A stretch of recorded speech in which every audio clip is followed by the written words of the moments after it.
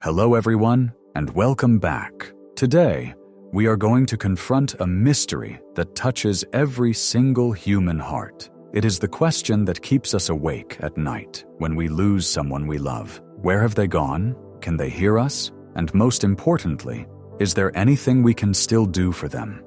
We often think of death as a wall, a final, impenetrable barrier that separates us from those we have lost. We stand on one side, grieving, and they are on the other, silent. But what if that isn't true? What if death is not a wall, but a veil? And what if that veil is much thinner than we realize? Today, we are exploring the profound spiritual reality of the afterlife through the eyes of a man who didn't just believe in the invisible world, he lived in it. Saint Padre Pio of Pietrelcina was a mystic who walked the line between heaven and earth. To him, the souls of the departed were not distant memories. They were active, present, and desperately in need of our help. Padre Pio saw what happens when we pray for the dead. He didn't just speculate on it. He witnessed the transformation with his own eyes. He saw how a simple prayer, a mass, or an act of charity acts like a beam of light entering a dark room, bringing relief, peace, and freedom to souls who are waiting for their moment to enter God's presence.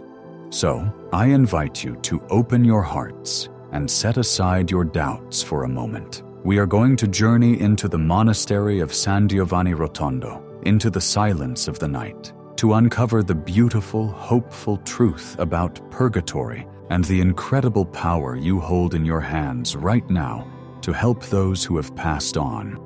To understand Padre Pio's relationship with the dead, we have to understand how he viewed the universe. For most of us, there is the visible world, our jobs, our homes, our families, and then there is the spiritual world, which feels distant or abstract. For Padre Pio, these two worlds were completely interwoven. The spiritual world was as loud, as colorful, and as real as the physical one. He famously said, "We must empty purgatory with our prayers." This wasn't just a pious sentiment. It was a call to action based on what he saw. He described purgatory not as a place of punishment in the cruel sense, but as a place of burning love. He taught that the suffering of the souls there comes from a delay in love. They have seen the face of God, or at least the light of God, and now, because of the imperfections they carried at the moment of death, they are held back. They burn with a longing to be united with that love, and that longing is a fire.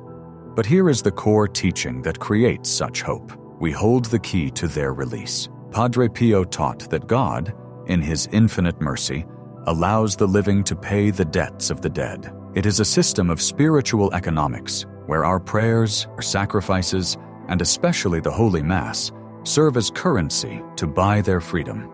Let's look at one of the earliest and most startling experiences Padre Pio had regarding this. It happened in the early days of his priesthood, long before he was famous. One winter evening, Padre Pio was alone in the monastery. He was sitting by the fireplace in the guest room, absorbed in prayer. The monastery was old, full of drafts and shadows, the kind of place where silence feels heavy.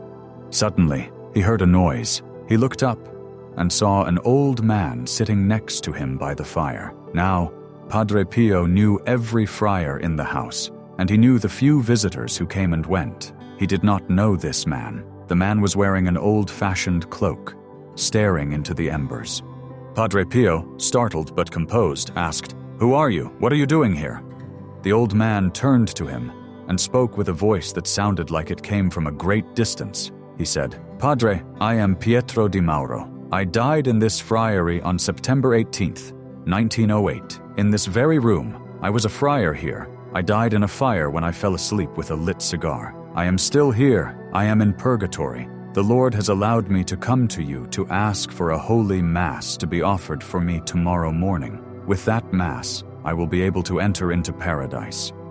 Imagine that moment. This wasn't a dream. This was a tangible presence. Padre Pio, filled with compassion rather than fear, immediately replied, "Rest assured, I will celebrate Mass for you tomorrow."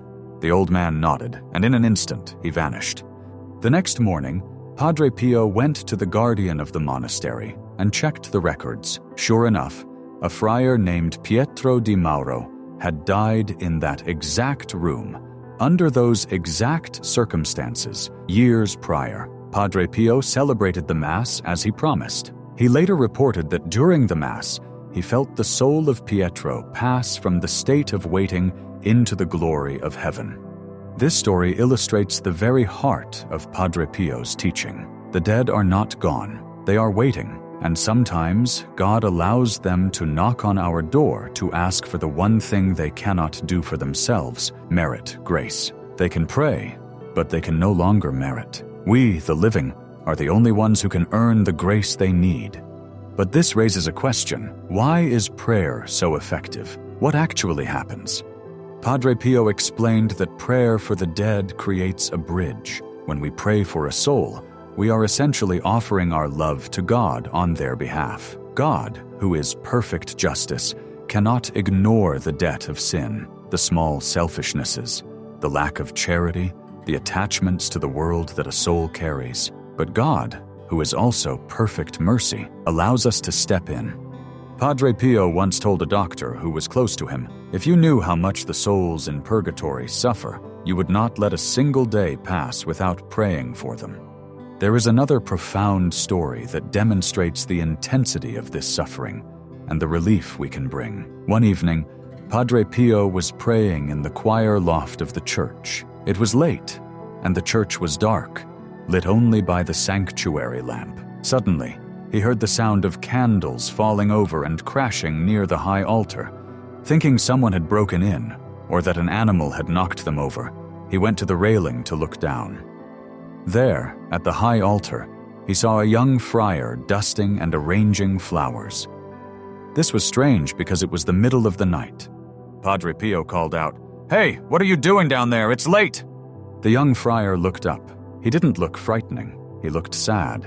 He said, "I am a novice who used to serve here. I often neglected my duties at the altar. I didn't clean properly. I didn't show reverence to the Blessed Sacrament. I passed in front of the altar without bowing. I am now in purgatory, and my penance is to remain here, at this altar, until my neglect is made up for." He looked at Padre Pio with eyes filled with pleading. "Please pray for me." Padre Pio, deeply moved, promised to pray for him during the morning Mass. When he shared this story later, he explained that for that young friar, being near the altar but unable to fully participate in God's glory was a fire more intense than any physical flame. It was the fire of regret. But here is the beautiful part. Padre Pio didn't just pray once. He prayed constantly, and he taught that when we pray for these souls, their suffering changes. It shifts from a suffering of isolation to a suffering of hope. They feel our love. They know they are not forgotten. There is a misconception that purgatory is just about paying for bad things we did, but Padre Pio helped us understand it is more about purification of the heart. It is about learning to love perfectly. Think about a piece of gold. If you dig gold out of the ground, it is covered in dirt and rock. It is real gold, but it isn't shining yet. To make it shine, you have to put it in the fire. The fire burns away the dirt, not to destroy the gold, but to reveal it. That is purgatory, and our prayers act as an accelerant to that process, or perhaps like a cooling balm that makes the fire bearable.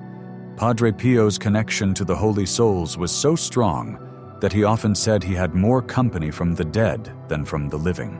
He once made a stunning statement to his fellow friars. He said, "I see so many souls of the dead that they don't frighten me anymore. More souls of the dead than of the living climb this mountain to attend my masses and seek my prayers." Imagine standing at the altar, as he did, looking out at the congregation. We would see the people in the pews. Padre Pio saw them too, but he also saw the aisles filled with invisible presences, spirits waiting, listening, yearning for the moment of consecration when heaven touches earth. This brings us to the most powerful tool we have, the Holy Mass. Padre Pio believed that the Mass was the single most powerful force in the universe for the liberation of souls. Why? because in the Mass, it is not just us praying, it is Jesus Christ offering himself to the Father. The value of the Mass is infinite. When Padre Pio's own father, Grazio Forgione, passed away, Padre Pio was heartbroken. He loved his father deeply. Grazio had been a simple farmer who sacrificed everything to help his son become a priest. After Grazio died, Padre Pio fell ill with grief. But he didn't just grieve, he went to work.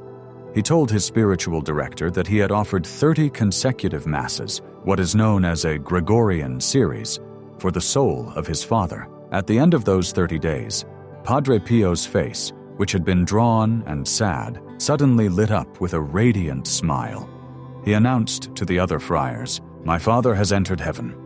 He later described a vision where he saw his father, looking young and radiant, no longer worn down by the hard labor of the farm, ascending into light. Padre Pio was absolutely certain that it was the power of the Mass that had facilitated this transition. This teaches us something vital. Even the holiest people, even the parents of saints, benefit from our prayers. We should never assume someone is already in heaven and stop praying for them. If they are already in heaven, God does not waste those prayers. Padre Pio taught that if you pray for a soul that is already free, God applies those merits to another soul in need, perhaps one who has no one to pray for them. Your love is never wasted. It always finds a target. But there is another side to this relationship, one that is often overlooked. We often think of the poor souls as helpless beggars, but Padre Pio taught that they are also powerful intercessors. This is the concept of the circulation of grace. When we help them, they help us. One night, during the chaos of the Second World War, the monastery was a place of anxiety, but Padre Pio remained calm. He was walking down a corridor late at night when a visiting doctor saw him stop and speak to a group of men standing in the shadows. The doctor was confused because the monastery was locked up for the night. The men were dressed in military uniforms. After they faded away, the doctor asked Padre Pio who they were. Padre Pio replied matter-of-factly, "They are soldiers who have died on the battlefield. They have come to ask for prayers, and in return, they are guarding the monastery." Think about that. The souls of the departed, grateful for the prayers of the faithful, were acting as spiritual bodyguards for the living. Padre Pio taught that the souls in purgatory are incredibly grateful. They do not forget us. When they enter heaven, they become our fiercest advocates. They remember the person who said a rosary for them. They remember the person who had a Mass said for them, and they will pray for that person's salvation until they are reunited. Padre Pio used to say, "I have more friends among the dead than among the living." He considered them his family. He knew that by helping them, he was building a community of love that would last for eternity. So, what does this mean for us practically? How can we apply Padre Pio's vision to our own lives today? First, we must lose our fear of the subject. We live in a culture that tries to hide death, to sanitize it, to move on quickly. Padre Pio invites us to do the opposite. He invites us to keep the relationship alive. Do you have a loved one who has passed away? A parent, a spouse, a friend? Do not speak of them only in the past tense. Speak to them. Speak to God about them. Padre Pio recommended specific practices. He urged his spiritual children to pray the eternal rest prayer frequently throughout the day. It's a short prayer. Eternal rest grant unto them, O Lord, and let perpetual light shine upon them. May they rest in peace. He would say this prayer dozens, if not hundreds, of times a day. He saw it as a drop of water given to a thirsty person. He also placed immense value on the rosary. He called the rosary a weapon against the darkness. When we pray the rosary for the dead, we are asking the Virgin Mary, who stood at the foot of the cross, to take our loved ones by the hand and lead them to her Son.